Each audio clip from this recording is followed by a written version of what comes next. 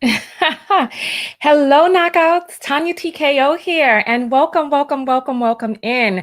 I have a very special treat for you all today, and I'm very excited about today's video. So, I'm going to give you all a few moments to come on in because we are live, and I am going to be taking your live comments while we are filming this segment. Not only that, listen, happy Kwanzaa and Merry Christmas, happy holidays, everyone. Today, I'm going to be giving out 5 courses of Will My Man Be Wealthy in honor of today's theme. Because as you see from the title, we are going to be reacting to a video of a wealthy Black CEO who breaks down the flaws in logic in Kevin, aka Kitten Heel Samuel's video, where he told an average mother that she was going to die alone if she did not lower her standards.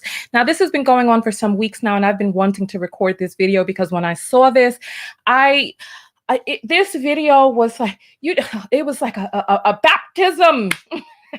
Let me not be too dramatic. Listen, this video gave me life. Oh, it gave me new life. Yes, it did. Because when I saw this video, I wondered how many of my knockouts out there know what signs, what cues and clues to look for reading between the lines to hear when a man is a good goals and values match.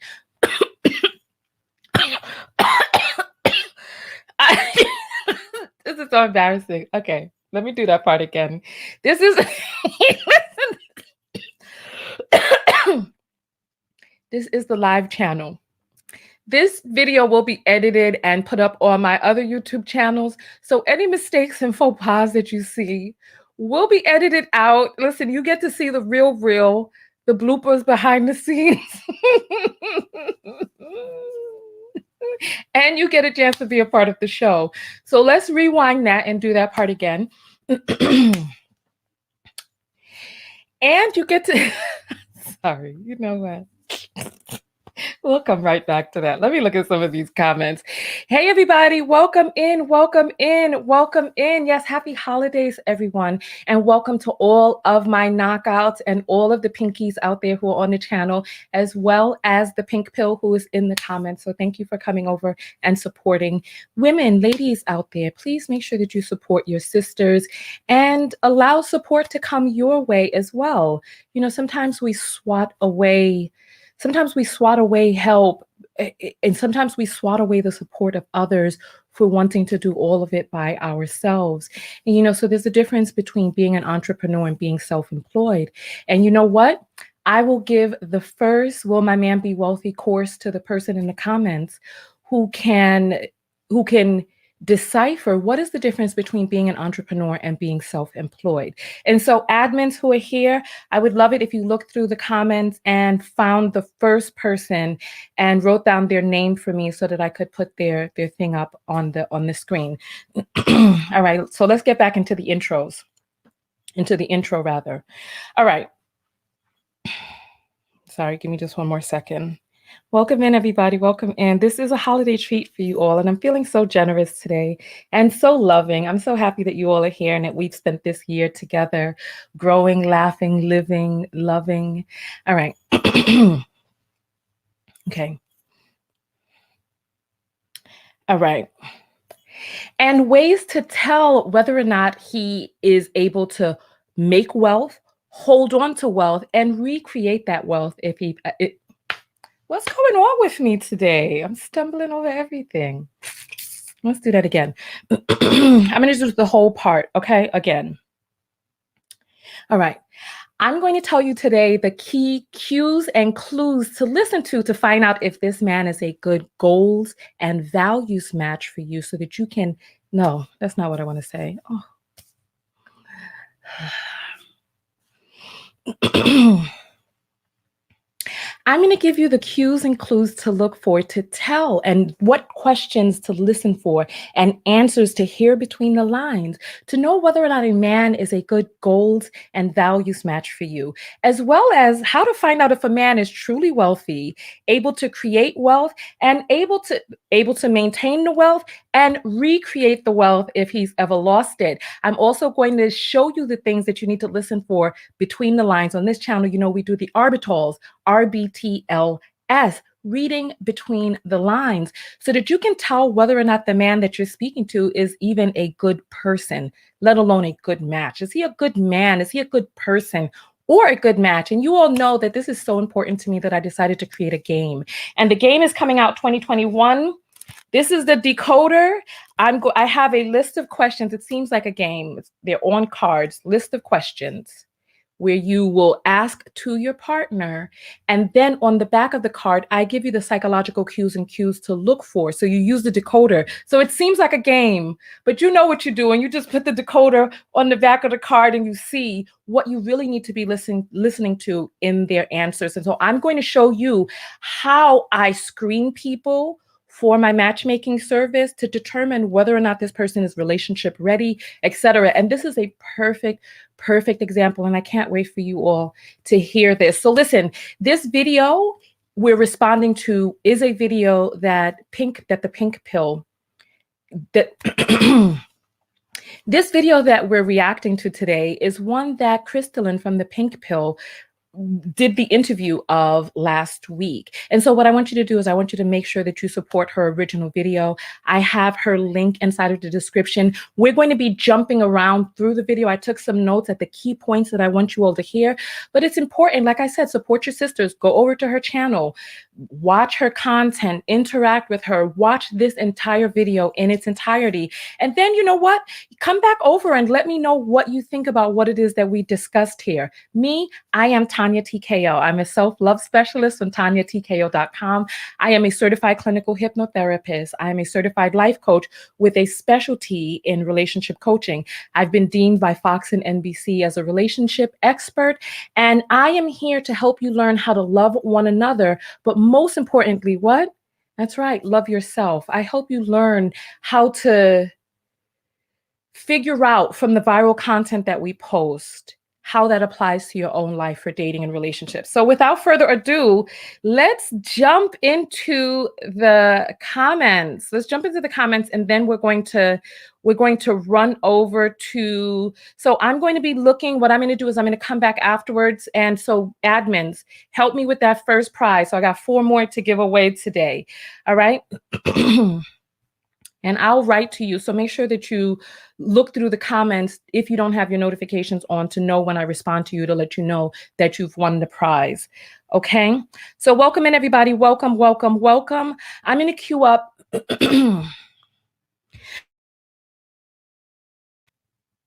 Okay. So, hey, welcome in everybody. Welcome, welcome, welcome, welcome, welcome. Welcome. I want you all to see something really quickly. I'm going to queue up this video that I want you to see. It just, when I saw it, it melted my whole entire heart. It really did. I saw the interview and then I started looking because there were some things that I picked up on in the interview. And then I started looking around, seeing who Lance Groth is. And I came across this video, which is one of the cutest videos I have seen. And I want you to take a look at this so you can kind of get a sense, an idea of Mr. Groth and what he's putting out there. I want you to just take a look at this. Everybody's ready? Look, oh, I don't know if you know what? Let me do this again. Because I have to add the volume to it so you all can hear.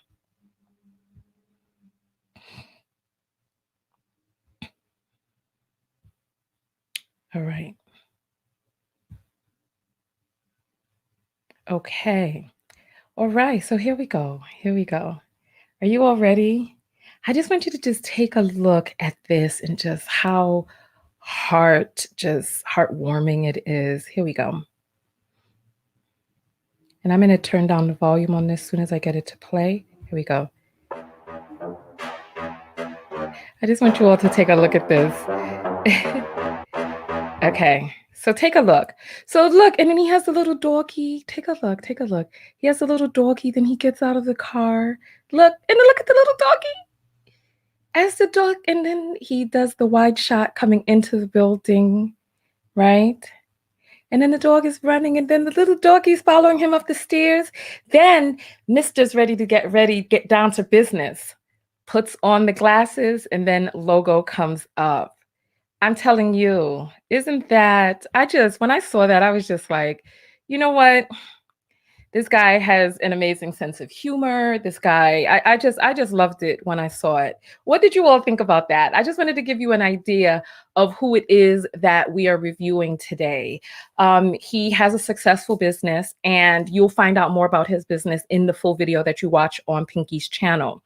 So let's jump into the video without further ado. We have 414 people on the broadcast. Go ahead and thumbs up. Queen is saying, the dog is the best part of that whole video. Listen, I hear you. I'm not even a dog person, but seeing that dog just makes me want to go rug and hug it. You know what I'm saying? I know people can be. I have been transformed. I've been converted. All right. So let's jump into Pinky's video without further ado. I'm so excited for you all to see this. All right.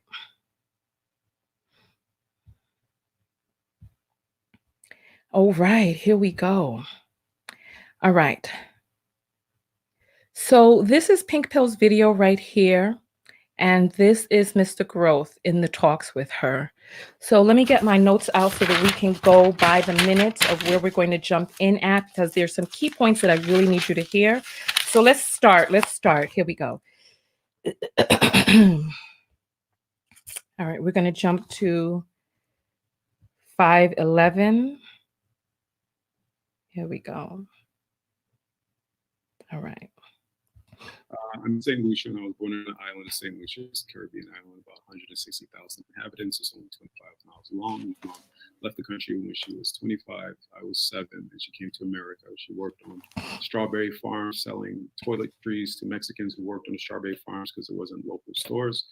Went to school, got beat up a lot, started boxing, became a state champion light heavyweight, 178 in 2006. Because I was boxing, one of my mentors took me under his wing. He was very upset about young Black men not going to college, only doing sports and selling drugs or going to prison. And he said, if you apply to college, I'll pay for it. I took him up on it, went to HBCU, Tougaloo College in Jackson, Mississippi, graduated in less than 2 years with a political science degree, but Tougaloo is also number 4 in producing young Black attorneys. So of course they sent me to law school, came up here to California, Thomas Jefferson School of Law, focused in business and tax and wills and trusts in business associations, graduated with a focus in that. As soon as I graduated, got into 1031 exchange, simultaneously worked for it. Okay. So there are a few things that I want you, is the volume low on that? All right. So what we're going to do, let's get this volume up higher. I'm sorry, that's my bad. So I guess we need to do that part again. All right, let's do that again. We'll scrub back. We'll just delete this part, and then we'll just edit it so that to make it seem like we're doing this for the first time. All right. Thank you, studio audience. That was very helpful because I didn't know that the volume was down low. So let's just scrub back to 5:11. And then I'll come back and tell you the things that I want you to take a listen to. 2 minutes or less. Okay. 2 minutes or less. Start the clock. I'm St. Lucia, and I was born in an island of St. Lucia, it's a Caribbean island, about 160,000 inhabitants. It's only 25 miles long. My mom left the country when she was 25. I was 7, and she came to America. She worked on strawberry farms, selling toiletries to Mexicans who worked on the strawberry farms because there wasn't local stores. Went to school, got beat up a lot, started boxing, became a state champion light heavyweight, 178 in 2006. Because I was boxing, one of my mentors took me under his wing. He was very upset about young Black men not going to college, only doing sports and selling drugs or going to prison. And he said, if you apply to college, I'll pay for it. I took him up on it, went to HBCU, Tougaloo College in Jackson, Mississippi, graduated in less than 2 years with a political science degree, but Tougaloo is also number 4 in producing young Black attorneys. So of course they sent me to law school, came up here to California, Thomas Jefferson School of Law, focused in business and tax and wills and trusts in business associations, graduated. Okay, so let's pause it. Let's just pause it right there. There are a few different things that I want you to listen for. How many of you picked up on some of the things that I picked up on? First, he's from St. Lucia. He's a Caribbean man. That's one. Some of you also picked up on some other things. You all are saying that he's monotone and that he's speaking low. And that's very important for us to pay attention to, because I want us to, that's one of the talking points right there, right? So he's Caribbean. He came over here when he was a young boy. His mother was entrepreneurial or self-employed. She found a way to make money. It's always great when you see that they're the building blocks from starting young of enterprise, right? So his mother started enterprising endeavors when he was young. She was selling strawberries to the migrant workers so she found a way. She saw a need, she jumped in there. And as a little boy, he witnessed this, right? So that's one. He also said that he was bullied and he started taking up boxing, right? So whenever you hear that a man is into a violent contact sport like pugilism, right? There are a few different things that you need to pay attention to. Does this man, how is he in presentation? How is he in terms of having control of his temper? Because boxers can be violent people. People who are in these football players, it's like you have to pay attention to each individual person that is before you. And as you said, look at him in his presentation and his demeanor. He's very monotone. He's very reserved. And I get the sense that he is an introvert, right? So when I went to go interview the people in my circle who are high earners and who are wealthy, etc., most of them are outside of the public eye. And because they live private lives, they didn't want to come forward on my channel because of the size of it and put their personal selves out there, because they do things behind the scenes. A lot of us think that, if you have money, if you're wealthy, that you're also a public persona, and that's not true. As a matter of fact, most of the people who are making money are behind the scenes, just doing their thing, handling the operations of what makes a lot of the things that we see around us work. So we see that he was in a violent contact sport. However, his demeanor is very muted and very introverted and introspective. And yet he's doing this public interview with Crystalline, which lets you know many different things. That even though he's introverted, that he is willing to come out for a friend and speak publicly to be able to disseminate some untruths that he's heard. Also, I want you all to hear, listen, you all are saying, I like reserved, calm men too. Oh yes. You all know that I love an introverted man, and you're going to see why some of the things that I picked up on in this interview, which I'm hoping you'll be able to take to your own personal life as things to look for. So let's jump forward. Yes, I love a man who thinks inwardly and can introspect, etc. I love that. That's my kryptonite right there. That's my catnip. That's my catnip. So yummy to me. I cannot resist. I cannot resist an intelligent, introverted man who is enterprising and does his thing. Let's jump forward. Here we go. Okay. I want you to take a listen to this. That's good. That's good. So you were raised by a single mom who obviously had to work very hard to support you. Yeah. Can you talk a little bit about how that came to be, or? Yeah. Mm-hmm. Well, the moment we got here, I think mom got into a conflict with my father. It was just, a big argument. A bit of physical abuse was involved. Mom's not really let me see how this pans out. There's, some red lines that you can't cross. So literally within 2 years, my father was out of my life. She just pretty much worked 2 jobs, Panda Express, KFC, until, about 10 years later, she got her nursing degree. And then she bought our first house, and she was just still working 2 jobs. And, our focus was always survive, at all costs, survive. So she wasn't even instrumental in telling me go and focus in education or focus in this. It was just kind of, our currency in our family was just survival. Keep the lights on, keep the roof over your head, keep us fed, and she probably passed that on to me. Yeah. Do you find that it motivates you to be more successful because of that sort of struggling hand to mouth situation as you were growing up?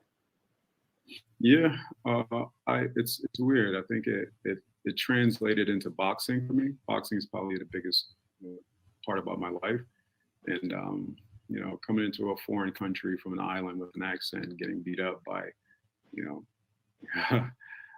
a bunch of kids that sound different from you, look different from you, and the whole world seems to be like this big dangerous place. It pushed me to focus in boxing, and boxing was all about like, hey, people will come to try to take your life, so you have to defend yourself. And on top of defending yourself, you have to learn how to be comfortable with the danger and learn how to be comfortable when you're in fight or flight, or you feel like your life threatened, or you feel like it's just Okay, so I wanted to pause it there and jump back in to have you all listen to some of the things that he said. When you're talking to a man, remember your net worth determines your net worth. There were a few key things that he said in the first portion that we played for you, where he talked about a mentor coming forward and and mentoring him as a young man and guiding him along the way. His mentor was instrumental in getting him into the college that he went to and getting and having him go onto the track towards law.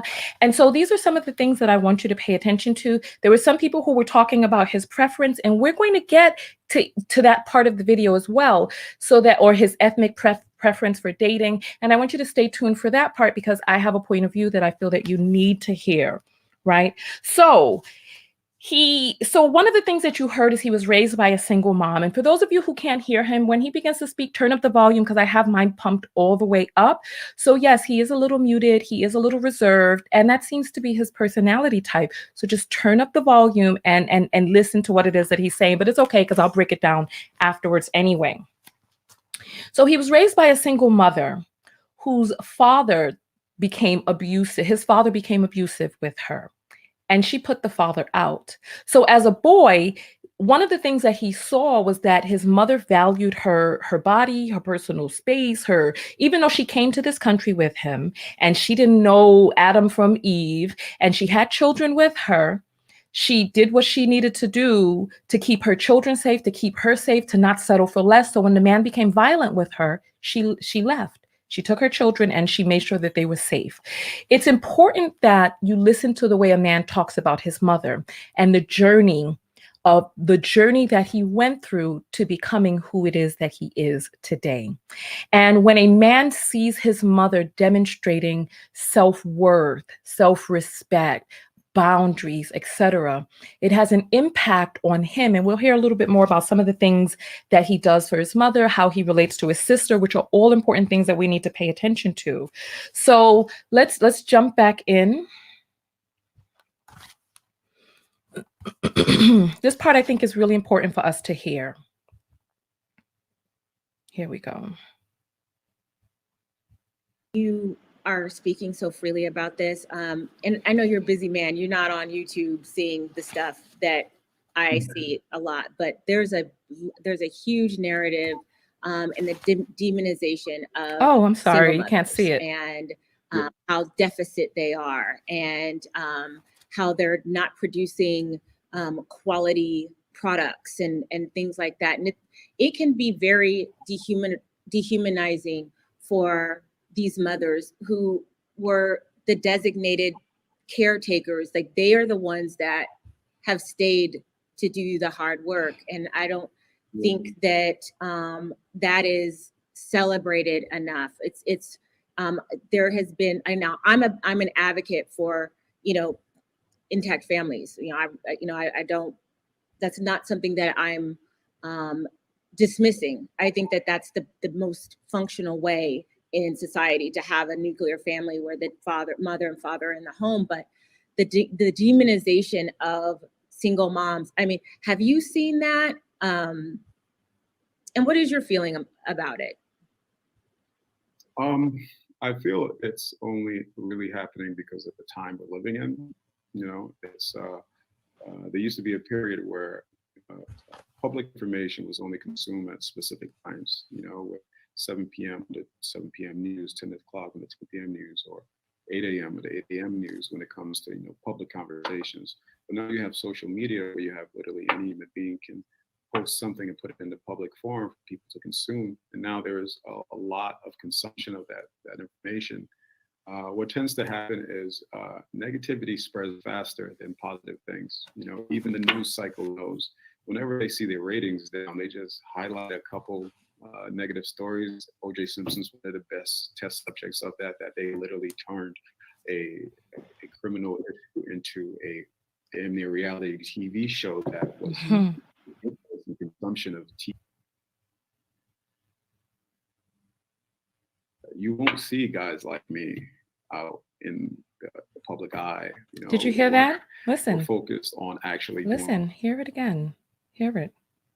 Hear it. Single moms that may have some children that go down the wrong path because of a number of different things, but you won't see guys like me out in the public eye. You know, we're focused on actually doing the work and taking care of our families and building our companies. Like, we're not trying to be on social media talking about this and that or this. Like, we're busy. Thank you. And so, you know what? And so I need you all to pay attention to that part in particular. I need you all to pay attention to what it is that he just said. You won't see guys like me out in the public eye. We're busy. I think that we have definitely got to examine whether or not some of these men, first of all, if you just do a quick Google search, you will see that Pew Research has stated that the average Black man in America earns $23,000 a year. That's average. That's not even median, because I think if you looked at the median, it may even be less than that, because the average is pulled up by men who have a lot of money. So we have a situation in this country where the average Black man is earning $23,000 a year, right? And we have a lot of men on YouTube who are saying that they're high earners. They're coming in and they're giving their point of view about different things. And they are not really qualified to speak on these things. When you see men in the comments talking about what it is that a high earning man does and what he likes and what he makes, what Crystalline did is she showed you with example, with a human being whose net worth is stated publicly and whose business enterprise that you can see. I put up a video with a man who had exposed Kevin Samuels for not really even having a business, that his main business being YouTube, giving advice and tearing people down on YouTube, unqualified, unvetted, unprofessional advice on YouTube, and tearing people down, tearing into them. And when we start looking at men and what we think is a feasible option for us, because there are a lot of women who are going over to this man's page, wanting him to rate them publicly and give them a scale of 1 to 10, or give them advice on how they can find a quote unquote high value male. And as we saw from Jordan's video yesterday, a man who is really a wealthy man who is of high worth is not calling himself some high value man. This is some catchphrase created on the internet of new money Negroes, right? I want you to take a look. Crystalline did a video last week where she talked about hood wealth and how hood wealth shows up. I wish that I could react to all videos right now, but just go over and take a look at that, because she makes some poignant points where, you know how hood wealth shows up with the outward showings and trappings of wealth. And for those of you who didn't get a chance to take Crystalline and I's quiz last week, are you a class detective? It was a really fun quiz, and we're going to be sending out a breakdown of each of the categories that you would get on that quiz. So you can go over to TanyaTKO.com. Actually, if you go to the community tab here and you see the collab that I did, the collab announcement, the link to the quiz is there. It's a fun quiz, and then we're going to send you out a breakdown of each category. But yeah, so when it comes to hood high value, what are the things that someone from the hood high values? What are the things that new money values? And they value having to show the signs of their wealth, wearing it on their belt or wearing it on their purse, the man purse draped across their décolletage, And so we need to pay attention to what true wealthy men are like, how they behave, how they navigate. And they don't have the time to be up here on YouTube making 4-hour broadcasts each day. They don't. Even I, in my small little category, I don't have the time to do it. I just finished republishing the book, getting the edits and all of that done. I'm working on the game. I was working on getting this prototype made up, and there was just here's the almost gone. This is the Magda of the decoder outside. So working on getting the prototype done, doing all of these business things. And it takes time. It takes an investment of time. And even this is why this video was late, because I have so many things that are going on behind the scenes, and I don't have the capacity to be on YouTube 4 hours a day, every day. I don't. And I definitely don't have the capacity to create a platform tearing people down or attempting to minimize them. When a person realizes their own worth, they realize the worth of others as well. So let's continue to go forward. Welcome in, everybody. Thank you, Buddha, for putting up the link to that quiz. Thank you. All right, let's continue to go forward. Let's go forward. All right, so we're going to jump into the definition of a high-value man. I want you all to hear what he describes, because we heard what Jordan described as a high-value man. So let's listen. I think a definition of a high-value man is somebody that has strong principles. That, and I don't mean strong principles that is the code I live by, but strong principles that has a beneficial impact on either his family or society. It's just that simple, because every day I look at stepping outside my door, like I'm going to war every day. The moment I step outside of my home, my peace, my realm, when you step outside the door, it's war. People are trying to take money from you. People are trying to, seduce you to buy their products. They're trying to get you to join their opinion on some public forum. So you have to have strong principles to say, these are the things that I live by. And those principles are also these motivating tools that can help you not just sit still, but move forward. And it's about, what are you moving forward for? For me, when I came to California, I had 2 simple goals. Move my baby sister out here, retire my mom. 2 simple goals. Did you hear that? Move my baby sister out here. And thankfully, funny enough, my mom. Listen, oh my God, my heart just flows over. Did you all hear that? I see you all are talking in the comments, which is fine, but make sure that you're paying attention, because that's what this video is all about. Did you hear him? He had 2 goals moving to California. What were those 2 goals? Pop quiz. What were those 2 goals that he had when he moved to California? And this is so important, because when we start talking about whether or not a good man is a good match, we want to listen to how he refers to his mother. How is his relationship with the women in his life? How is the relationship that he has with women from his past? Listen, we're going to be hearing it. We're going to be hearing it. And Skelly says, did you hear that? No mention of father. He's already spoken about his father. And the thing about it is, once a human being is in the world, we can't shove them back up in and decreate them. Once a human being is in the world. And just like with Jennifer Hudson, remember when Jennifer Hudson lost all of that weight, right? Once she gave birth to her son, she said, you know what? Things have to be different. I have to change.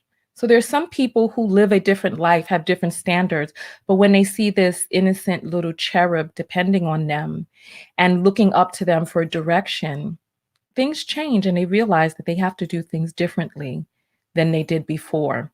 And his mother, when the abuse came into the home, she said none of that. And she got rid of him and decided to do her own thing. So let's continue to go forward. All right, so T has answered the question, move his sister out to California and retire his mother. That's right. That's right. So let's rewind that just a little to hear that again. All right. On some public forum. So you have to have strong principles to say, these are the things that I live by. And those principles are also these motivating tools that can help you not just sit still, but move forward. And it's about what are you moving forward for? You know, like for me, when I came to California, I had two simple goals: move my baby sister out here, retire my mom. Two simple goals. 2 years in, I moved my baby sister out here.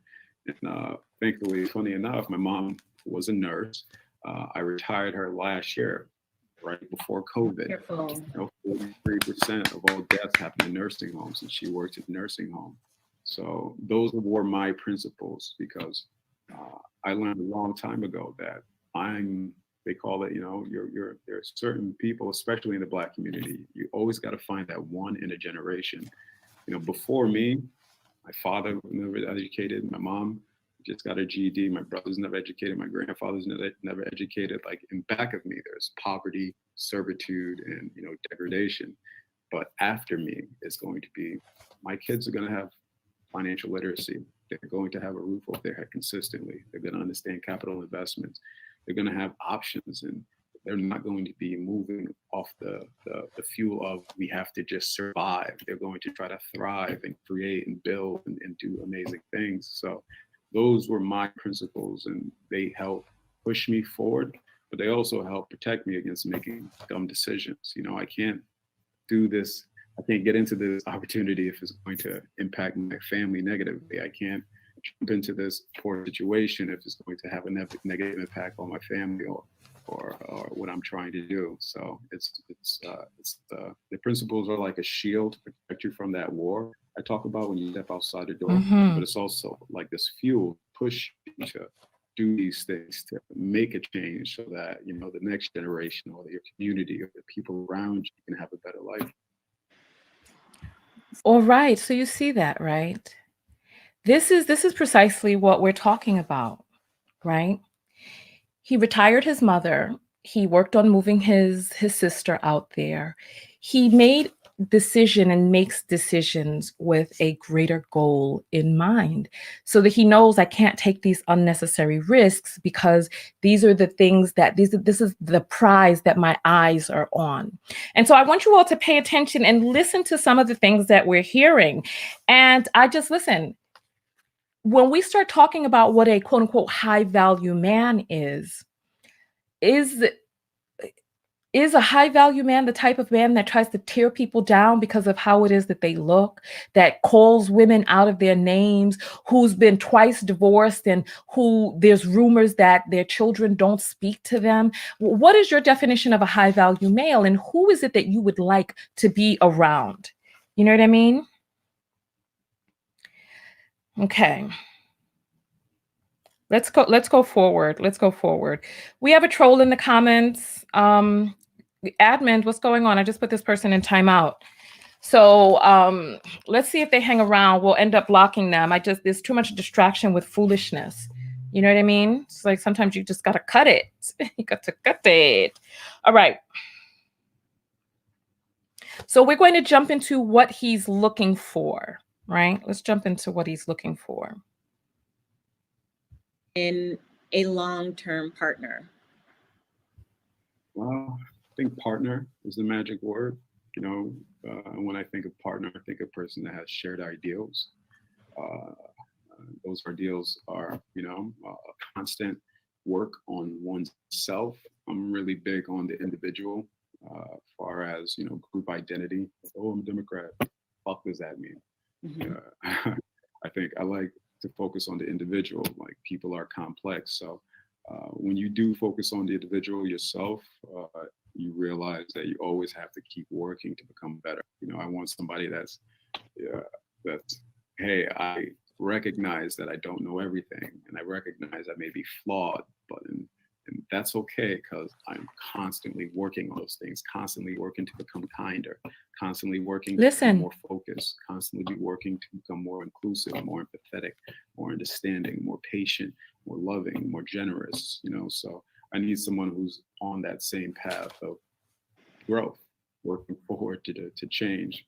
And also I need people that come with certain values of kindness. That's my biggest thing. Like, there's a lot of negativity in the world, but my mom always taught me you can fill a room with enough negativity to fill it up, or fill the same room with enough positivity, fill it up. It's just about what you focus on. So I like people who really kind of focus on positivity, even when there's so many options to indulge in the negativity, such as the point we made for people focusing on, negative content.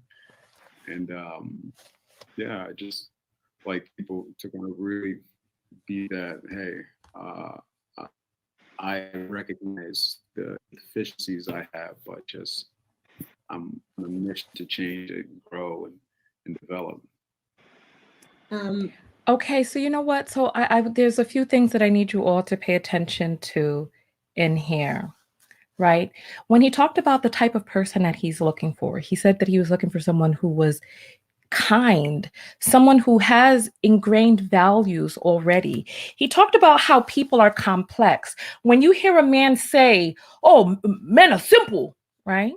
When you hear men proclaim things out there about the simplicity of human beings, no, he's projecting. He's talking about himself. He's talking about the simplistic, simpleton nature of himself, where he doesn't. He is so self-unaware that he doesn't really have a complex understanding of himself. If a man doesn't know himself, who will he show up as in this relationship? So he talks about having therapy and doing things to better yourself and enhance yourself and be on a mission to get better and bring that into the relationship with you, where you can be a source of inspiration for one another, right? He also quotes his mother and some of the impactful things that she has said. So when you hear a man talking about his mother, it's important to hear how he talks about her. If a man's mother wasn't SHIT, and he's still talking about how she ain't SHIT, and he hasn't found a way to forgive and release and shift and realize that even though his mother wasn't XYZ or his father wasn't XYZ, that these were things that he was born into this family. He made the choice to incarnate. He came into this realm. And if he hasn't had enough internal work to be able to speak about past relationships in terms of how he grew and benefited from them, you need to be very leery of what it is that he's saying. Let's jump forward. So we're going to get to the part where he talks about dating the rainbow, and we're going to break that down piece by piece, because I think that that's something that you also need to hear, right?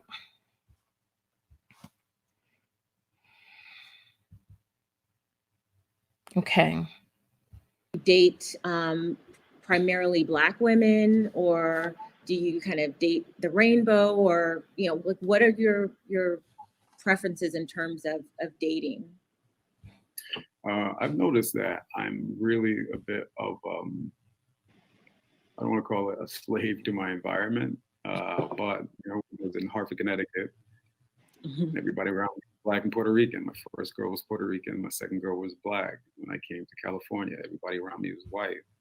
First and second girl was white, and now I'm dating someone that's literally biracial. So I don't look for anything in particular. It's just I'm a slave to my environment, where whatever is near me, I'm attracted to. But who I let in, and say, hey, this we're in an actual relationship, they normally have those values that I spoke of. Okay, so let's break this down, because there were some of you who were complaining about this. All right, let's break it down. So there were some women who were upset, saying, oh, when he started talking about, dating whoever was near him, dating his environment, I got turned off, I turned away, et cetera, et cetera. Black women,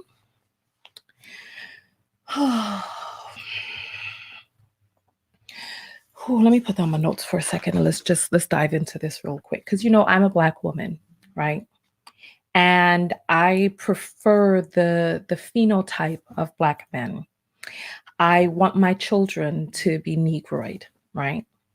So I feel you on what it is that you're saying. I think that one of the things that we have to understand is that the mating practices of men, the biological mating urges and practices of men, is wired differently than women.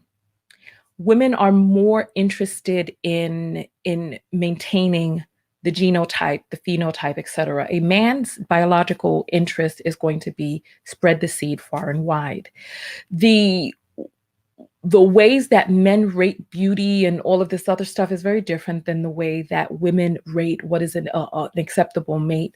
I have found in my own personal and professional experience that men are a little more wide open with their idea of what beauty is, that as long as a woman is nice looking to him and she's pretty or feminine or whatever, she's a nice person, right? And he feels good near her, he's good, right? It's women who are more strict, racially strict, and especially Black women, we are the most racially strict out there, right? One of the things that ends up happening with us Black women is we end up tricked.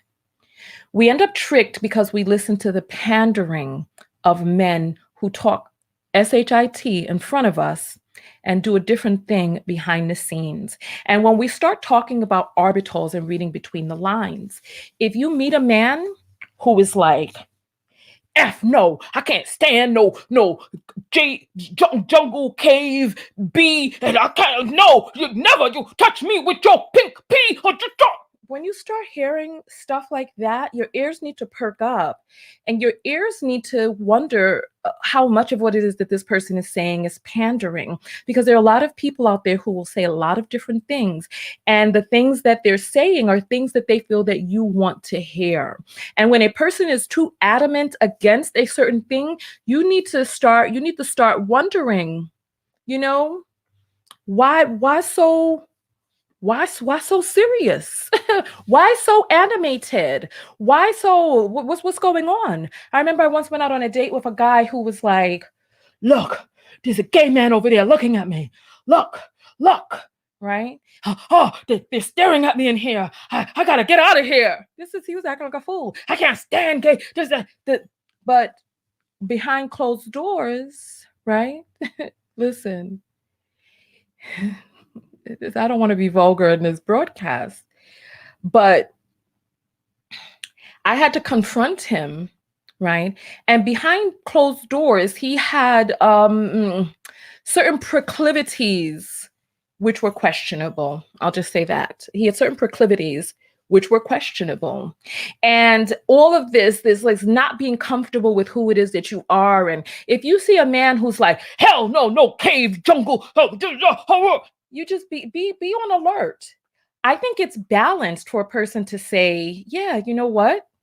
I'm open to dating who is a good person. And I think that Black women need to really get on code with being open, because we don't do ourselves, the community, or future generations we don't do ourselves any favors by having one-sided loyalty. As Brooklyn Blue coined the term, one-sided loyalty is for suckers. We actually make the community worse when we don't allow these men to step up into their manhood and do the things that they need to do as men to make things better for themselves and the community at large.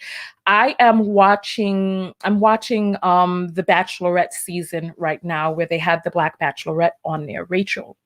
And she's dating white men, she's dating Black men, and the Black men are getting a little insecure, and they're like, oh my goodness, does she even like Black men? They're having these conversations, and one of the Black men is like, look, I think she's just looking for a good man, and that, the racial aspect of it is periphery. And I think that Black women, one of the things that we need to do is let it be known, yes, we will go elsewhere. And that increases the natural competition between men and the natural standing up. Like I was in a comment on Facebook yesterday where this woman was attacking the Asian man that I brought forward who was defending Black women. I said, why are you attacking him? Right. And she was like, oh, how dare he talk about Black men? How dare he? And I was like, I'm like, how long have you felt that it was okay to fight a man for a man? Black women, we're doing too much. We need to sit back. And then she came back and she was like, oh, how dare? So are we burning the cape in all instances, or only when it's convenient? Or what do we do when Black men getting killed down in the streets? And And I said, listen, listen. And I want you all to hear me out there. Please hear me. Hear what I'm saying. Please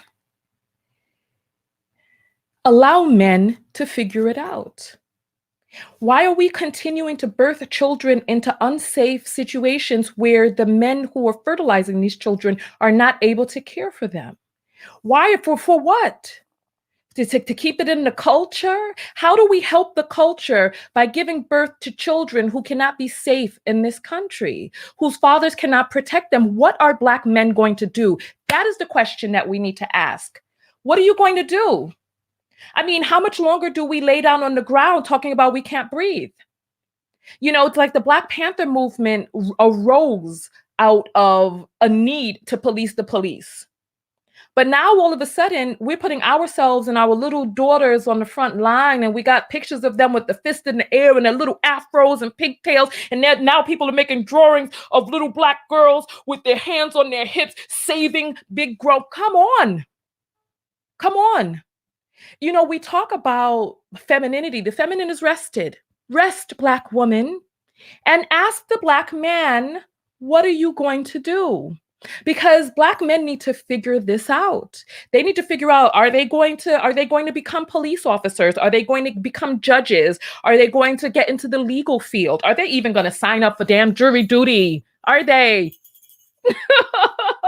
Are they? It's like, are you going to create a militia to protect women, children, and yourselves? What are you going to do? Because while we're standing up here trying to figure it out for them, we are absolving, absconding their ability to figure it out for themselves. And the most masculine thing that a man can do is figure out a solution to the damn issues.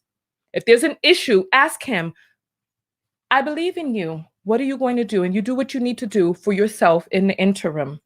You could believe in him, but believe in yourself even more until he figures it out and has a plan and is handling business. Let's continue to go forward. Let's continue to go forward. I want you all to, I want to get through the rest of the video, right? All right. Okay, here we go. Let's jump back.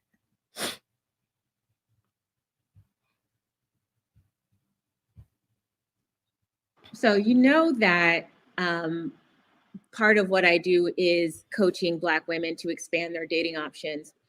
And and it's to include all men, which is why I have you on, because I think that there are men of high quality from every background. And because we are working with unique challenges in finding long-term mates, we have to be more strategic about playing the numbers, basically. Yeah. So how do you feel about Black women dating and marrying interracially? I think it's natural. They have to do it. I mean, it's like, I don't know. I think it's the idea of only dating your race is a bit archaic, and it's an old idea from a very, troubled time, no matter what. I mean, you look at the Black Lives Matter movement. This is one of the first times in our, history as an American society where we've literally stopped and said, okay, there's a cancer here, and it is pervasive and it's troublesome. And when people stop, what they did is literally look back, All right. So I just want you to pay attention. He talked about how it's natural for Black women to swirl, etc. Right? I think that one of the things that I find about Mr. Growth, one of the things that I find about Lance is that he's so balanced and he's so introspective, and he's thought about so many different things and thought about the larger implication thereof. And also, I think that we need to be extra careful. I told you all in the broadcast that we did last night, the Merry Christmas broadcast, there was a male from my extended circle who reached out to me angry, right? Angry. Because, we've been talking about the reality of what exists in our community. And he's angry because I brought Jordan Harbinger on to talk about being a millionaire, what millionaire men like, etc. And I find that there are a lot of Black men who became angry. Go look at the comments. I had to block a lot of people last night. And I don't block. It's very difficult to get blocked on my platform because if you're not just like a straight ignorant troll, I feel that you're entitled to your opinion. But I had to block a lot of Black men last night who had different things to say on my channel over the course of this year and years past, who became so triggered by a Caucasian male coming out and speaking about what millionaires like, what millionaires prefer behind the scenes, because there's a lot of faking of the funk that's going on out there. Like I said, the average Black man is making $23,000 a year. And by definition, by just mere statistics, each person in the comments is not going to be a six-figure earning individual. If you look at what percentage of the Black male populace in America is making more than six figures, we then become we begin to realize what an anomaly it is. Listen, there are 2 million more Black women in this country than Black men. It's kind of like, I don't want to say like bargain basement shopping, but it's kind of like digging. I mean, we've all gone to these bargain basement stores where you're digging through all of the stuff that's on sale and you're trying to find something that's right for you from all of the stuff that's thrown down and around. This person that I got into the argument with was going on, who is Jordan Harbinger? Women don't like him. He can't pull no women. I said, this is a married man with children who's taking care of his family. I said, where is your wife? Where's the family that you're taking care of? And this Black man who is upset at the definition that I give of conquered males, he's like, that men don't find their worth by that's what women do. Women find their worth by who they can marry, whether or not they have a spouse. I'm single, and he's out there mingling, right? Single, ready to mingle. He's out there on the prowl. And I said, you don't see. It's like you don't understand how you fit into the very stereotype that you are contacting me to refute. He's talking about how this man can't pull no women, how women don't want him. This man is a millionaire with a wife and children. And you're over here spouting this toxic mess out here on the damn prowl, denying that you even want a Black wife and family. So it's like some of these men are taking their two little nickels to rub together and smashing the little coin sound together as a mating call for you to come in all your Black glory, your Nubian essence, and bust open your legs for them into the air because they have two little nickels that they're rubbing together. And far too many of us Black women are falling into this doggone trap. We're falling into this damn trap, right? And I'm here to tell you, please, open up your dating pool, open up your options, realize that you don't have to mess through all of the thrown down stuff that doesn't want to come home with you anyway, who doesn't want to fit you right, whose buttons are going to bust out and seams are going to come apart. Why? When there's high quality, handmade things that will come to your home and give you lots of joy and happiness for years to come. I'm making the analogy, but I hope you understand what it is that I'm saying. Crystalline did a video a few days ago with the author of Is Marriage for White People. It was an amazing interview. This is what I'm saying. Go to her channel, support her channel, watch her content. She has a lot of great stuff on there, right? In this video, he talks about how Black men who make the most money are the least likely to get married. Right. So as you see already, we only have 21 to 27% of Black men getting married, period. Of those, the wealthiest of Black men marry interracially, right? And of those that are left, they don't marry anybody. And he gave this quote that just made a lot of sense to me. He said, why close up shop when business is so good? So Black women, and we're so available. So many of us are so desperate for a man with Negroid features and Negroid DNA who has two nickels to rub together that we're in competition with one another, fighting each other for damn scraps. Oh my goodness. Crystalline, we need to do another video. Crystalline said, this is what she said, and I laughed. When I tell you I laughed till I nearly choked, I guffawed till my lungs were spasming. She said, it's like Hunger Games, Black Relationship Edition. I don't remember what edition she said, but she said, it's like, oh, Black Love. It's like Hunger Games, Black Love Edition. And this is how we're out here with our bow and arrow, chopping each other down, trying to come up with ways that, and it's like, it's unbelievable. It's survival of the fittest out here, where now we got women who are contorting themselves in all different types of ways, hoping to be able to snag this elusive Loch Ness monster. And I'm saying, open up your dating pool. Listen, I get it. And this is why I'm doing the matchmaking service, connecting people, connecting Black American women with Black men from the diaspora who are also in the United States. So somebody like Lance would be perfect candidate for my service. Somebody who is Caribbean American, who was raised in this country and who understands how to navigate in America. Because one of the things that we need a buffer between our cultures. So a person has to know how to navigate in America. A person has to be able to have their papers, etc. But we need to introduce ourselves, especially for those of us who love the features of Black men and want Black babies, etc. We have to broaden our pool. And there are a lot of women who I hear whenever I make these statements, they're like, oh, Caribbean men are worse. Oh, African men are this. Okay, fine. Don't take the service. Continue to do what it is that you've been doing. Just dig through the racks. Do it. It's like, okay, all right. There's more for the rest of us. Because I think Lance I think he's juicy. I think he's juicy, and I'm just like, all right. I'm like, ladies, listen, I'm just trying to let you all know what's out there and how to hear and listen actively so that you're not listening to junk and foolishness. So come on, let's jump back into this video. Let's jump back in. Let's jump right in. Oh, my gracious. Shaka saying, that's my new blow-off line. I don't get down with the nickel clink, clink. The mating calls. Oh, no. Oh, no. Oh, no. All right.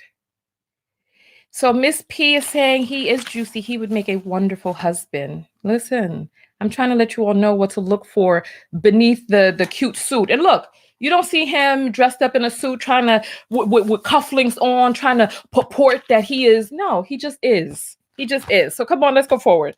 Let's go forward. All right. All right. Okay, so here, this is one thing that I want you to see. Right, hold on. I want you to see. I want you to see his smile. I just want you to take a look at it. Look, I'm going to show you. When he just takes a few moments to just smize. And I just was like, yeah, this is what I love about an introverted man. It's like they're so reserved until, look. And you are look at that so smile. much peace and hope to me right now. Look. It's like, this is what I love about an introverted man. They hold all of that inside, but then when you I don't know, like with babies, how babies are like, they show the emotion that they feel like showing. But when you do get them to laugh, it's just like, oh, it's like a heartwarming little thing. Admins, please handle business in the comments. Only if people are just straight trolling. All right. So look, let's continue going forward. Let's go forward. And proof what people say, real life is not online, go outside and things will look a lot different. So thank you for that. You've really, you helped me write this down. Just smile. But I do want to talk about that. So what did you think about the video that I sent you that inspired you to, want to come and talk to me today? What did you think about what was said, particularly about her, being average looking, too old, baby mama, will die alone? Like, what was your perspective when you saw that? A number of things. The first of which was extreme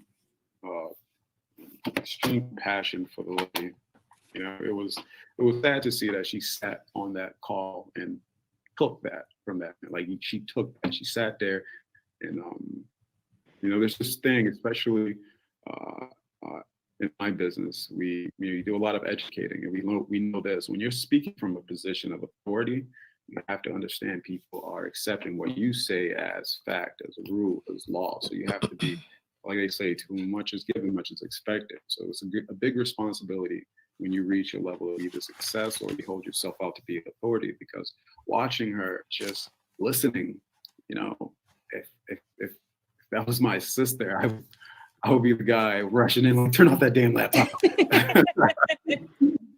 Look at this guy. But the first thing was compassion, because, yeah, you know, I have a baby sister, and it's funny. She has followed in my footsteps. She owns her own business. She's big on, you know, personal improvement, and she's just amazing. But I look at other Black women, especially younger Black women, as, you know, with the same lens. Like, I don't want somebody telling my sister she's ugly. What? Mhm. No, don't do that. Like, she's gorgeous. Two, that's not the what she needs. So the first thing was compassion. The second thing was just simple. It was like this glaring look at, wow, look at the old generation, you know, because he was an older guy. What, In his 50s. 50 Yes. Mm-hmm. And watching him just kind of prove my point, you know. Like I said, with the Black Lives Matter movement, it forced us to look back and see the deficiencies we had, in, you know, the racial injustice. But, you know, while we're yelling Black Lives Matter, we need better support and help. No one's really having the conversation of the actual impact this thing has had. You know, it has that impact in the Black community of hyper focus on materialism, over emasculated culture. And yes, you know what? He's just making so many good points. So I definitely want you to go over to Pink Pill's channel and watch the whole video. There are a few things that I need you to hear. All right, here we go. Here we go. Listen. Hearing him speak was just evidence of it. Like, you need to look good, you need to be in your 30s. And no, he actually says you hit the wall at like 26 or 27. If you're not married by 26 or 27, it's a wrap. Go buy some cats.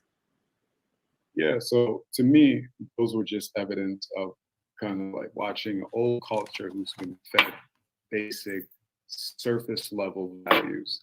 And that's just it. He was just regurgitating his values. Like, and whether it's true or not to him, it's those were surface level things. That those aren't good things. You know, if you ask another person who hasn't been, you know, heavily impacted by, you know, just a culture that has these extreme deficiencies, you're going to get a different viewpoint. Like, no, people aren't just looking for you to be young with a pretty face. They want things like, I don't know, are you kind? Listen. Are you a worker? Are you open to a different type of viewpoint?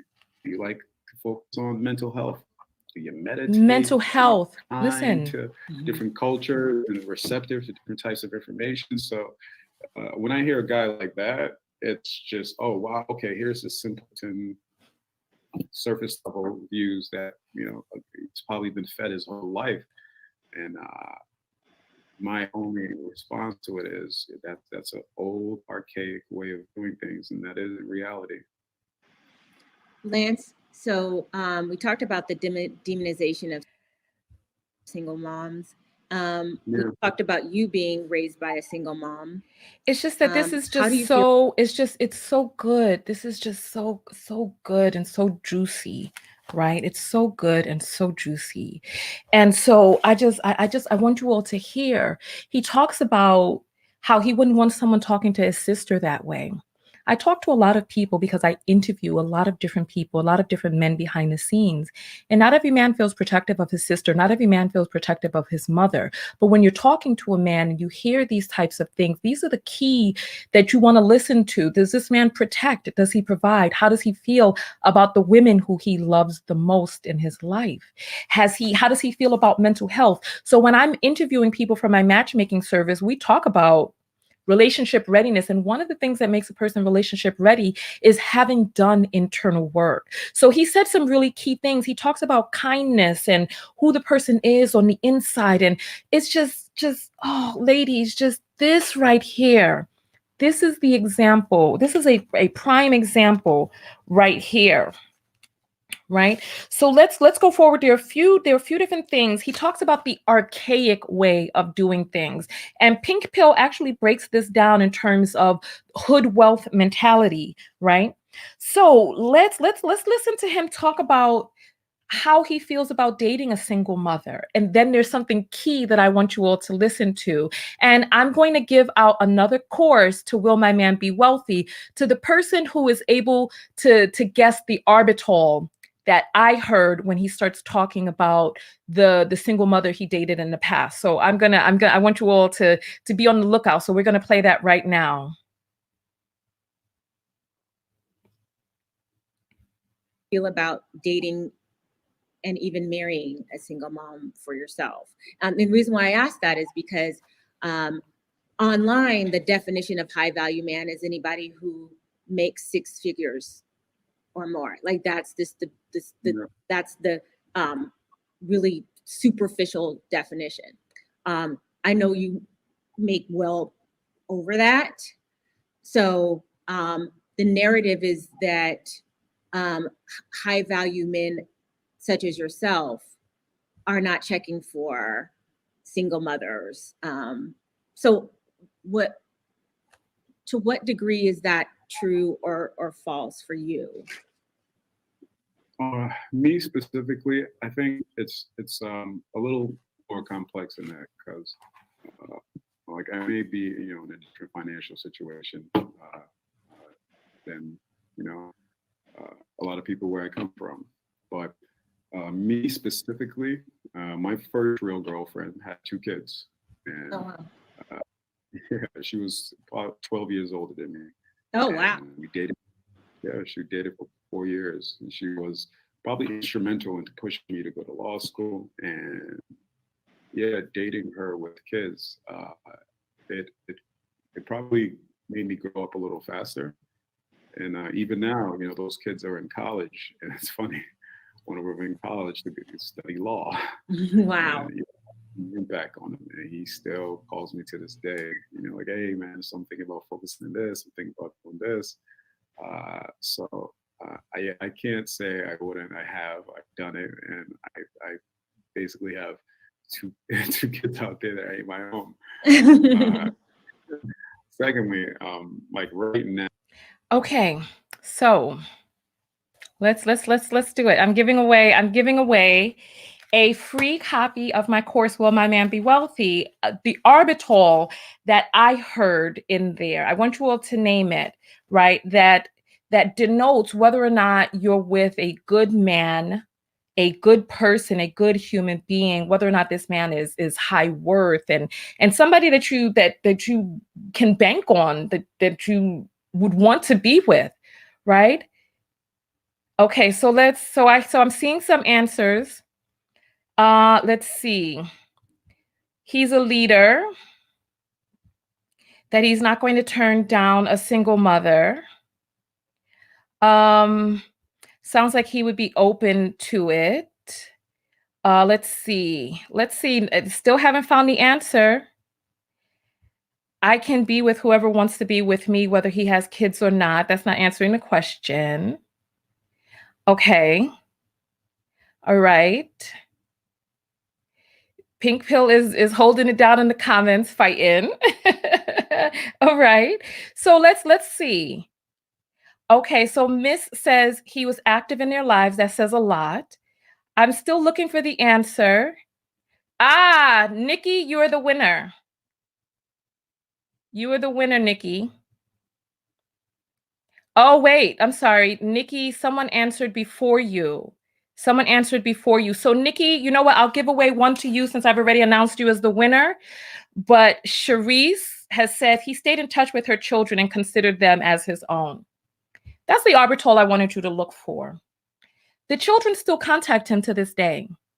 They're still influenced by his moves and his navigations through life. When you start talking to a man and he starts talking about the people that he's dated in the past, do all of them hate him? Does he blame all of them for what went wrong in the relationships? Does he take ownership for what happened and what transpired?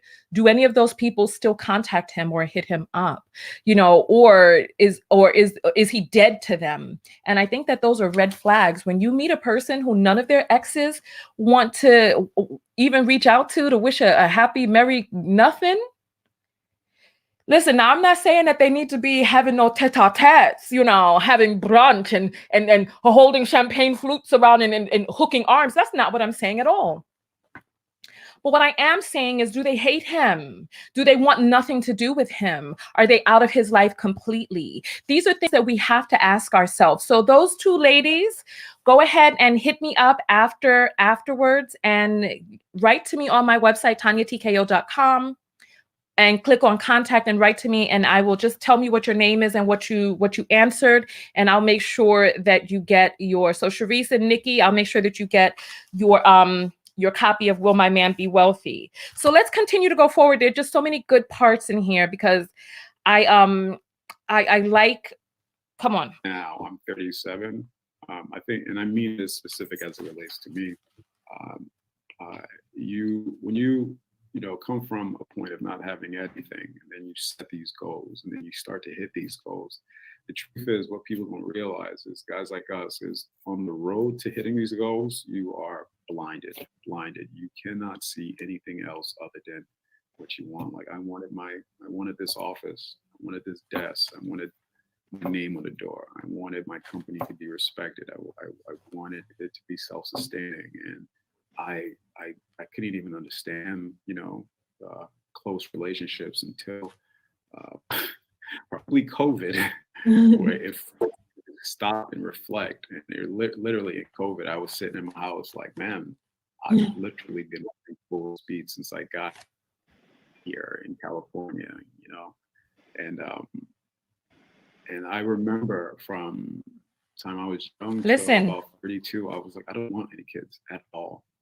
But when you start to hit some of the goals that you dreamt about, you actually become really focused on passing on and building a legacy, and handing it off to someone. So I myself now am really focused on actually building a family and having kids, and being able to pass on some of this hard work.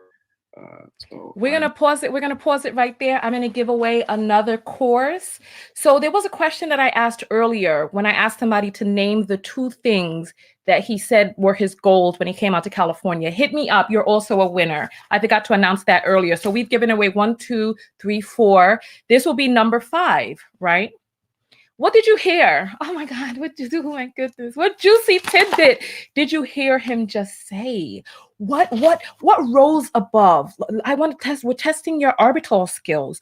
What rose above what it is that he was saying that you could read between the lines that shows how it just shows. I want you to just tell me, listen. Oh my goodness. I love this. I love this. Okay, so Ayana's coming at it vulgarly. Okay, not an ashy pump and dumpa. Okay. All right, let's see. Let's see. Okay, he's a good role model. What a leader, respecting the children without expecting something in return. Okay, let's see. Okay, brand legacy, talk about it, brother. Okay. So look. Krista, I'm sorry if I missed your comment. I'm sorry. It's the luck of the draw. It's really Jenny saying I really love his calm demeanor. Okay, so let's see. Okay, we're getting closer. He wasn't focusing on chasing women. Yes. Come on, get close. Get close. I want to. Listen, talk to me. Pass on the wealth to the children. He's a community builder. Okay, this is good too. The willingness to change his opinion based on new information. Okay, I'm still waiting for that answer. I'm still waiting for that answer. Okay, Pat is saying he wants to break down generational curses. He wants to pass on that. That's we're in the area, but we're not touching.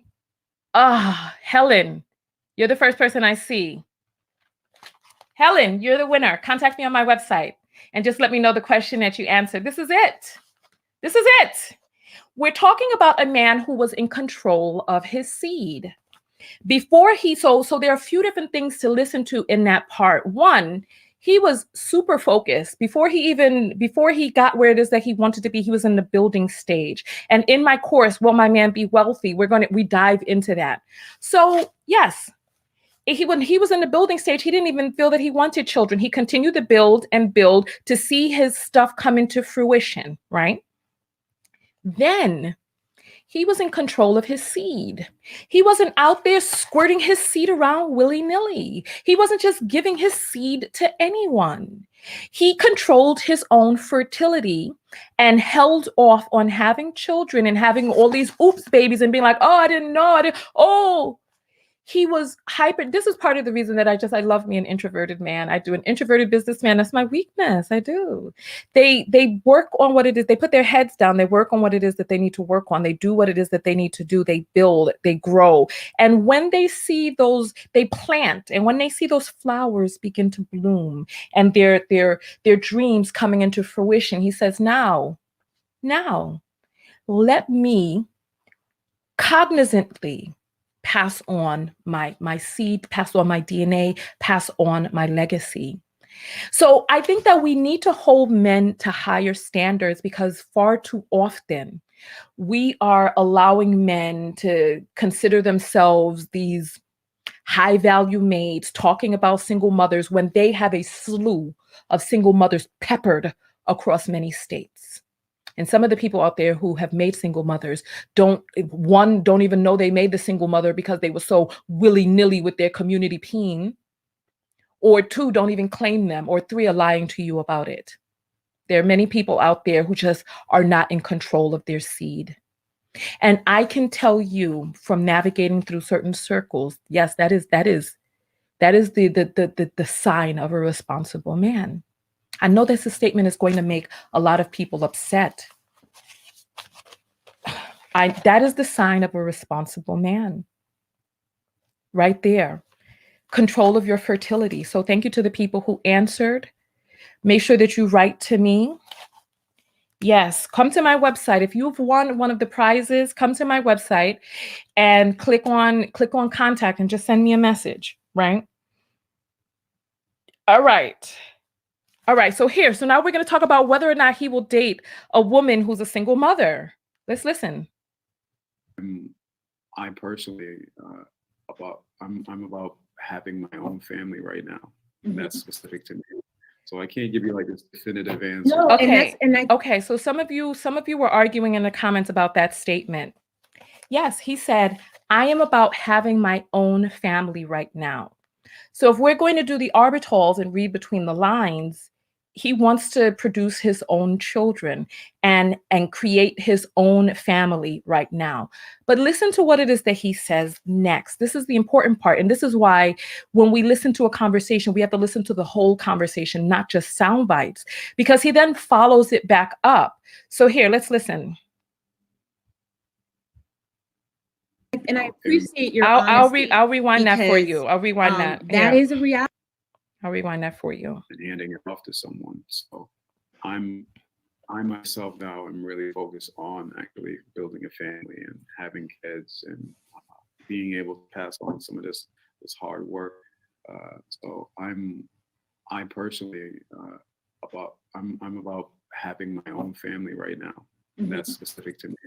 So I can't give you like this definitive answer. No, and I appreciate your honesty because that is a reality, and that's what I tell the women that, it's not, your life isn't over if you're a single mother, but you have to also accept somebody's preference to create their own family with just, two people who are childless, who come together and they build that together. So that is a reality. And women do need to accept that. Absolutely.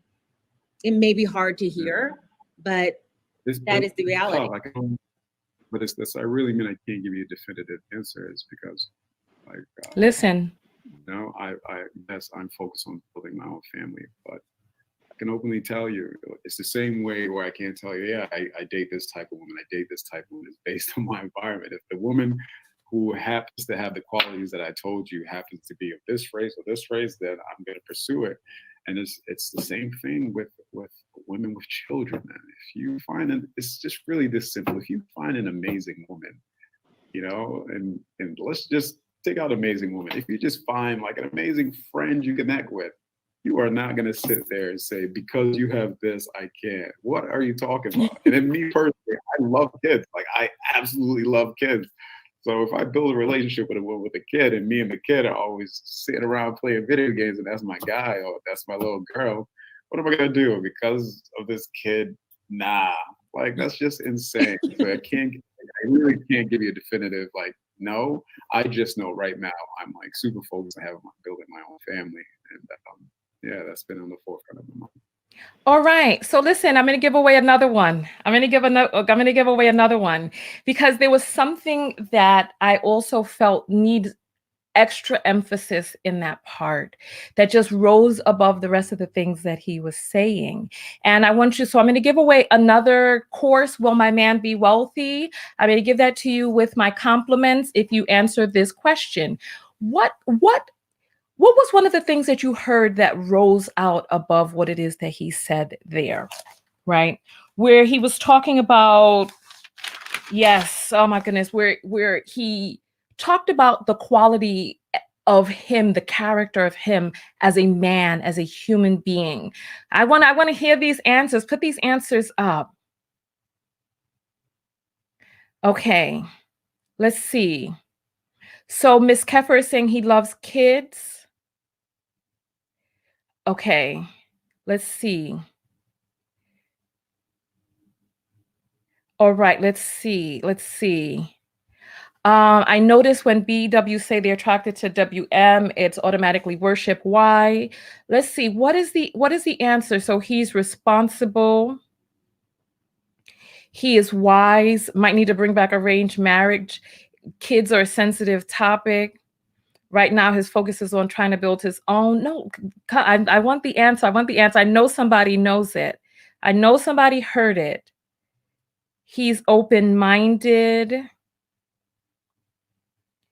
Okay. All right. So Joelle was typing very fast, but you got to type fast when you want to get these answers in. All right. So Joelle, you have won. You've won because you heard what I heard. He says if you meet an amazing person, if you meet an amazing friend, far too often out here. So listen, Joelle, write to me on my website. Come to TanyaTKO.com, click on contact, and then just tell me the question that you answered, and I'll get you over your free copy of Will My Man Be Wealthy? He talked about valuing a woman for more than just what she can provide for him romantically, sexually. He talks about valuing a woman for even just being a friend. When you hear men value their mothers, value their sisters, and value women for what they can bring into their lives, even as friends, this is a keeper. This is powerful right here. And we need to start holding men to higher standards because far too often men are like, if I want a friend, I'll just hang with the guys, right? And those type of men are now finding themselves in depressive states because they don't really have deep connections with people. And COVID has hit many of them very hard because they've never created the building blocks for them to have substantial and deep relationships around them, that a lot of their relationships have been surface and a lot of their relationships have been segregated, and they're not able to benefit from the wisdom and the energy of womb holders around them. So that is what I heard. So prize winners, make sure that you contact me, right? There's a few more pieces that I want you to hear. There's 3 more pieces, right? So we're going to talk about him being raised by a single mother and also filling the void. So let's touch base on that right now. This is just so good. Pinky, thank you so much for doing this. Honestly, these are gems right here. This whole interview is just so beautifully constructed and worded. This is a public service to us. You know, like I said, support Pink Pill's channel. It's an amazing channel. All right. How to just navigate life. So what advice would you give to those men? Well, simple. First, if you are one of those men without a male figure in your life and your dad's not there, and you use that as this crutch that I was raised by a single mom, I'll say quit it. Stop. I'm beyond thankful that I was raised by a single mom. Like, I sometimes think about what my life would have been like if my father was still in my life. It's just insanity, because this is the truth. There is this void and it's this deficiency of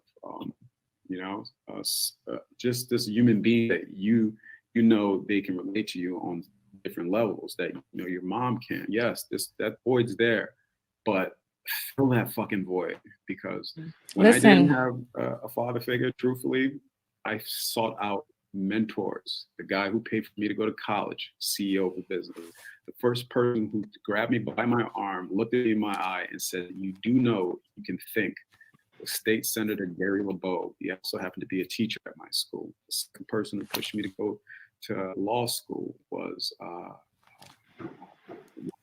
coach who said, "Kid, yeah, you're the state champion, you know how to fight, but you actually have a brain in there." So to me, I was lacking a father figure, but when I filled that void, I filled it with senators, CEOs, and goddamn lions who built me. Yes. All of those things inside me. So I'm thankful because my dad is still working at the same liquor store, stocking the shelves. Once we came to this country like 30 some odd years ago. Wow. And the reason I'm here isn't because I just had this great idea and this plan. I went to law school, talked to my coach. The guy who paid for me to law school, to this day, I have a conversation with him once a month about business, about life. And he constantly gives me advice. It's just that simple. Like, if you're missing something, it's not out there. Go out and get it. Grown men, I'm the mentor to a ton of kids all day. I've helped them get into school. I've given them money to pay for school supplies, give them money to pay for clothing. Like, I was just handing it over because I'm just passing it down. So to those who use that crutch, like, oh, I don't have a father figure in my life. It's like the internet. It's like Google. You don't know a question, Google it. Right. It's there. Find it. It is there in abundance. There is an army of strong men dying to hand over what they know, their access to their resources. They'll give somebody to light up. Because once you do get into this position, you're only sitting here with this gratitude, and you just, only way you feel like you can pay homage to it is by handing it down to the next. Because I wasn't the smartest dude in my school. I got 2 friends on death row. How many friends in the dirt? And I got a ton of friends that were way smarter than me, doing less than me. And I know it wasn't just my natural innate instincts. It was, my ability to work hard, a bit of luck, a shit ton of help from older men, older women, by the way. So all those men, it's just, whatever you're lacking, go out and get it, because it is there for you to help you move forward. I love it. Thank you so much, Lance, for sharing your perspective as a high value man who is in my network, who I admire. There are a lot of women, young women, some even in their late teens, who watch, and they're looking for examples of quality men. And so it's my goal to try to present a counter negative narrative to what now is really being spewed right now. And so I appreciate that. One thing towards the women as well, like any of the women listening, if nobody's saying it to you, like, when I'm telling you I'm working for my family, I'm literally trying to give back to really the women in my family, because like my baby sister is probably the biggest love I've ever experienced. You know, she's a 10-year difference, and she literally is like a baby to me, even though she's like 27 now. She probably hates that. But like when you get older and you realize the headache that they have to go through to pretty much shield you from some of this chaos, because it's only when you get to an adult you understood, like, holy shit, my mom was working at KFC and Panda Express, getting called a nigga every day, and oh my God, I didn't feel any of that. So, you know, like, it's one of the reasons I retired my mom. It's my way of saying thank you. But like all those women out there, and y'all see all that negativity, like, it's like, if no one ever tells you this, like, there are men just like me, like we love you guys. Listen, we're so thankful for you guys. Like, we understood during that time that you're working hard and you're handling us as a goddamn baby. Like, yeah, when we become men, we're not just like, okay, thanks for the work. Like, there's not a day that goes by where I'm just not thankful for stuff that my mom has to deal with. And as a man, when you see other Black women, you just recognize and know, and you trust me, we try every day to show gratitude and pretty much give back to what all these Black women have given us. So all those women, man, don't listen to all those negative dudes. Like, if no one tells you this, like, I'm in love with you guys. I appreciate you guys. Wait, did he just say he loves so us? much to me, because I didn't get here easy. Oh. It was a lot of help from a lot of Black women. Thank you. Literally just ate shit so I could sit here in this fancy office. So we really appreciate you guys, man. It's a big deal. All right. You know what? Listen, I really need you all to look at the Pink Pills video. Watch the whole thing. It's just, oh my goodness. What did you all think? You know what we're going to do? We're going to, you know, I don't like to broadcast for more than 2 hours, and this was an 1.5-hour video. Remember, this will be edited down, and this will go up onto Tanya TKO TV on Facebook and also on YouTube. What did you all think of this interview? I'm melted. I need to hear your thoughts. So what we're going to do is we're going to have a live call-in show, because I saw some of my admins said that some of you want to call in live.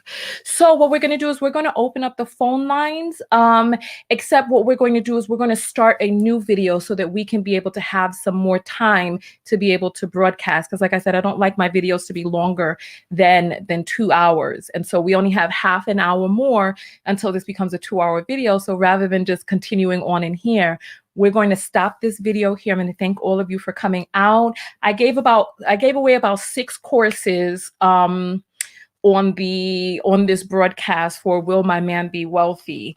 And I'll show you all real quick what people have won. Give me just 1 second. I'll get that up for you all. So thank you all for coming out. I'm going to start a new video. So just make sure that when you come out of here, look, thumbs up the video and then refresh, right? So here, right now, the Will My Man Be Wealthy course is 50% off. And I will show you all this right here. All right. So this is the course, Will My Man Be Wealthy? And it's an amazing course that shows you the same techniques that I use to discern behind the scenes whether or not a man has what it takes to be able to get to the next level.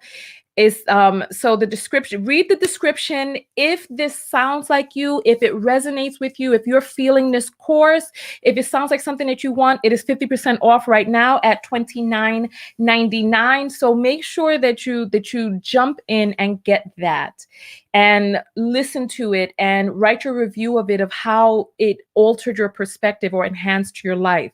So that is right there, and it's available for you. And I'll put the link inside of the video and on Twitter right now. So here we go. There we go. And so this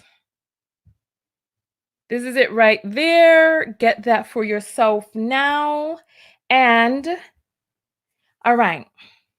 Thank you all. Thank you, thank you, thank you.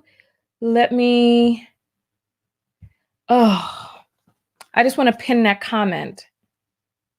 So somebody is saying that somebody is going live to talk about me right now. That's good. Encourage more people to make videos about me. Yes, that's what you want.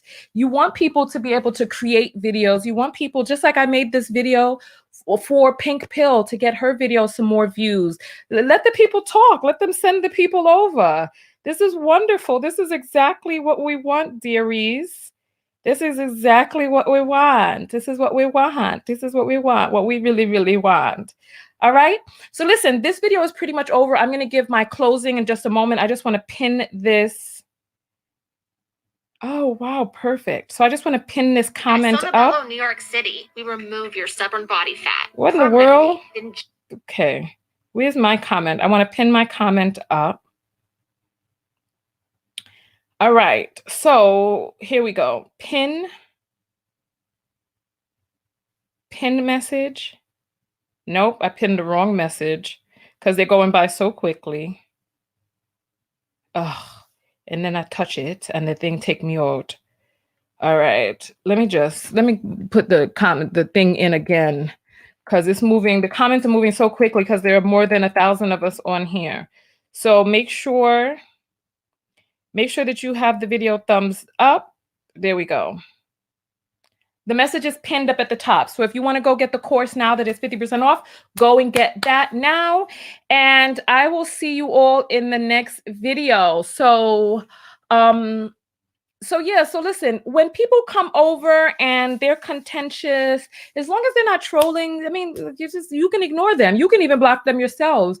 But if they're not trolling and they just have a difference of opinion, that's fine with me. All right, so listen, get out of this video. We're going to come right back. And then we'll see whether or not Pinky will grace us with a phone call and see. That'll be a wonderful treat, whether she'll grace us with a phone call and speak about what are some of the things that came up for her after. You know what? Is Pinky still in the house right now? Let me see if she will, if since we have it in this video, whether or not she'll come up and say a few words. Hey, you know, I'm going to put you on the spot.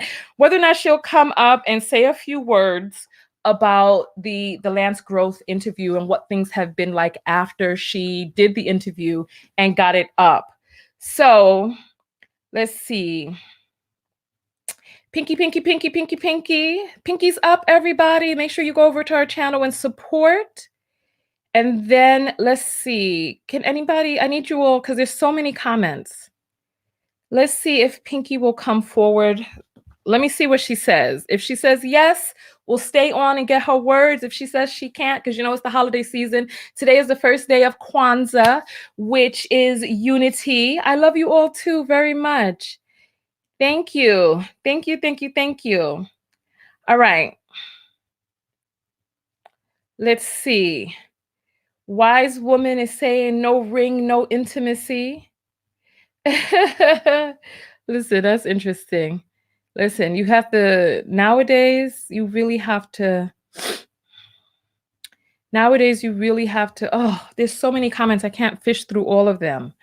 Give me 1 second, because we're going to be ending this video in a short while anyway, because of the, oh,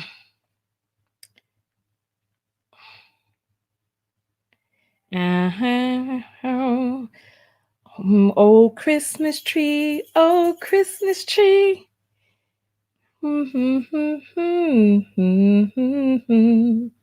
Okay. All right. So somebody's saying they have hate. Don't allow anybody to make you hate. You know what I'm saying? Just feel some compassion for people. You know what I'm saying? Feel compassion for people are who are living their lives in a destructive way. You know what I'm saying? Have compassion for them. So what were your thoughts about this video? What were your thoughts about the things what did you learn from this video? How will this video be able to assist you in altering how you navigate in life? What were some things that he said that really kind of stood out to you as learning points or teachable moments to you? I would love to hear your point of view on that. Let's see. Somebody's saying, forget about other YouTubers. Focus on Tanya. Hey. Oh. All right. And Yvette is saying, this is the definition of a real man. If only there were millions of him. You know what? Listen. There are a lot of great men out there. So I said they just noticed my antlers. There are a lot of great men out there. And it's really up to you to alter your own internal vibration to attract to you what is for you, right? It's up to you to do that. And also, hold on, let me, hold on. All right. All right. So listen, I'm just going to say a few more words and then give the closing. It's the holiday season and there are people who do want to call in. So I'm going to start a new video, open up the phone lines, and then allow you all to come in. There are a few different things that we as Black women need to do. We need to hold men to a certain standard, and we need to let that standard be the standard regardless of race. And if there are men who cannot compete along the lines of that standard, then those men will just be left behind. For far too often, we've been allowing people to, in many parts of the animal kingdom, only the alpha male is able to mate. And for far too many of us, we've been allowing these beta males to have access and not holding them up to a uniform standard. And we don't do our community any favors by allowing a lot of the things that we've been allowing in our community. It really only degrades our community at large. So please, by all means, open up your dating pool, open up your pool to different types of people. Like a lot of you were talking about how he was muted and low talking and all of this other stuff. But when he did talk, did you hear the content of his character? Did you hear what it is that he had to say and how potent and cogent it was? Those are the types of things that we need to be looking for. And we need to be looking for getting treated well, getting treated right. Right? Oh, goodness. Listen, all right. So on that note, we're going to jump out of here and jump right into the next video.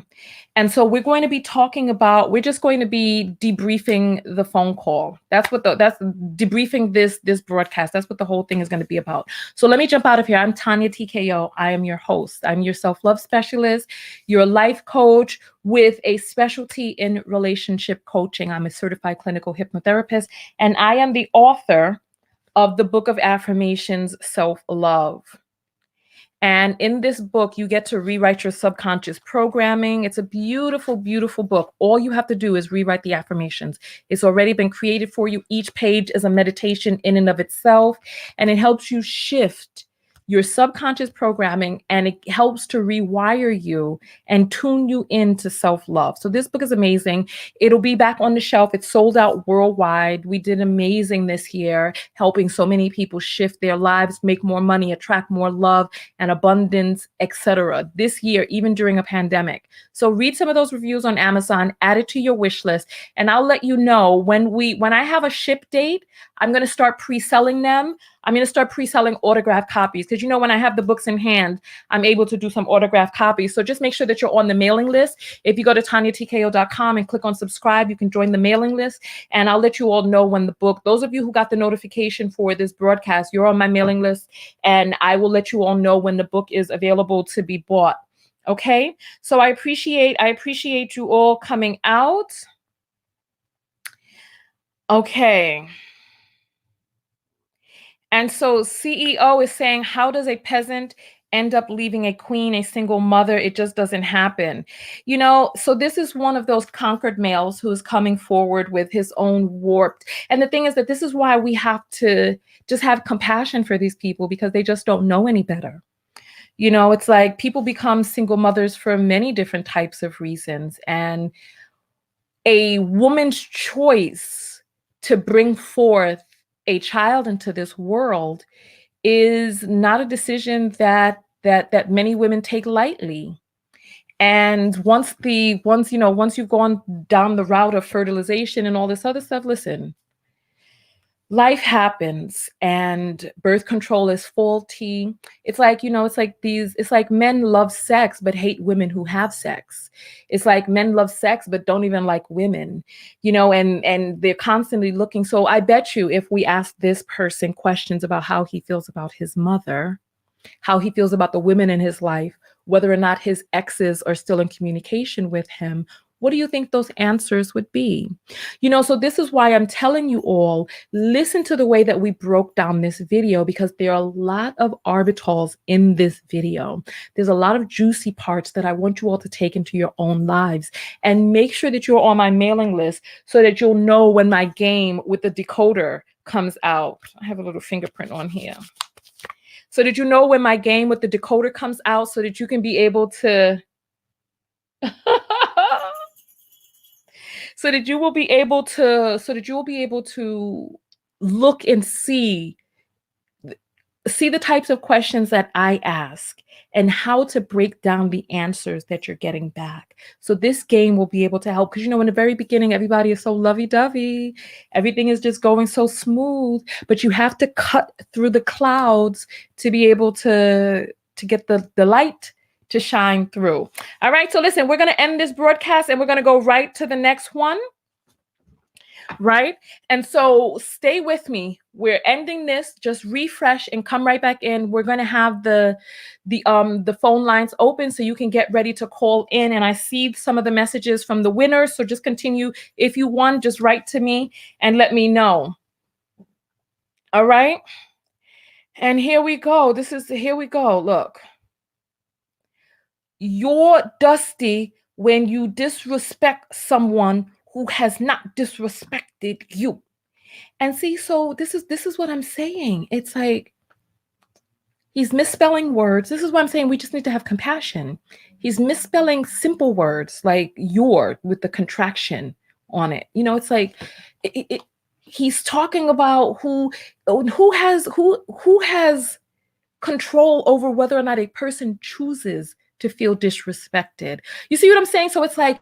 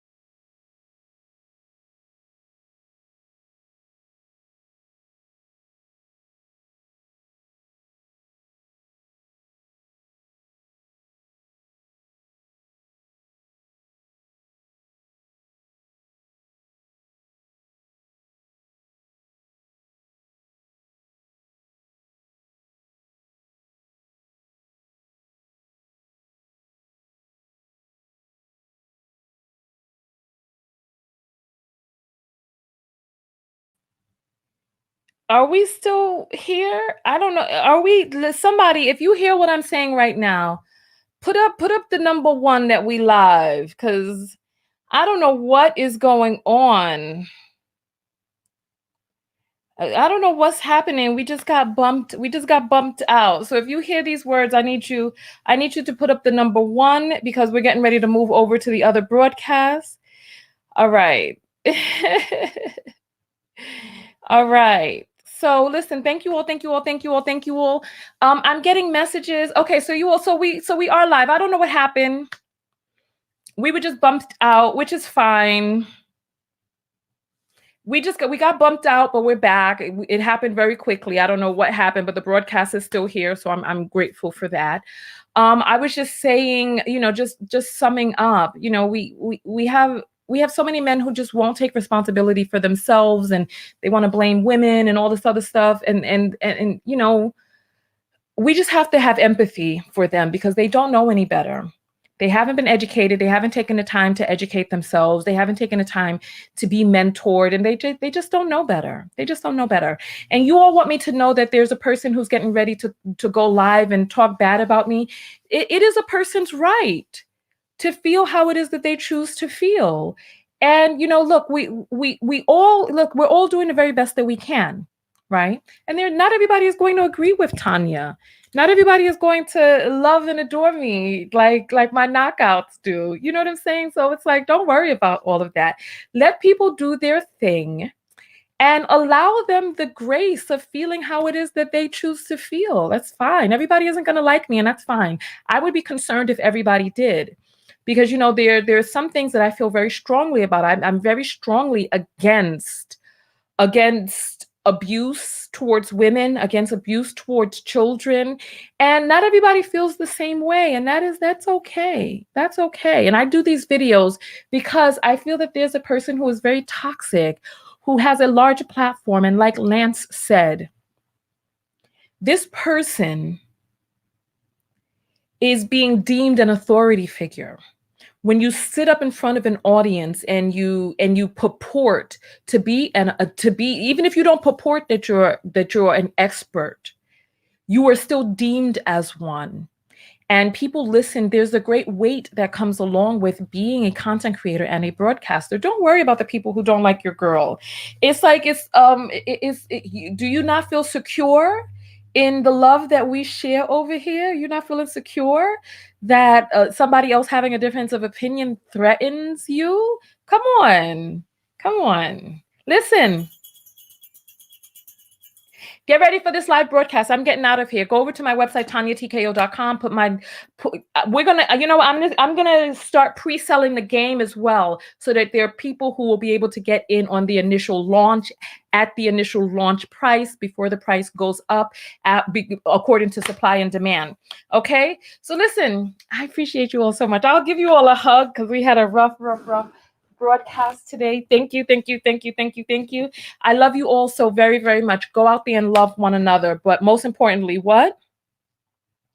That's right. Love yourself. And part of loving yourself is partnering with people who have the capacity to be able to love you too.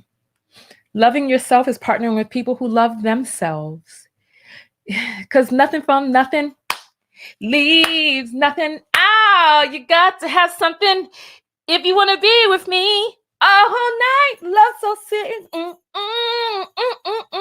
All right. I will see you all in the next video. I'm turning on the phone lines, and we're going to do an hour just breaking this all down. So if you got your opinions, make sure that you come on over. All right. I love you all. See you. Peace.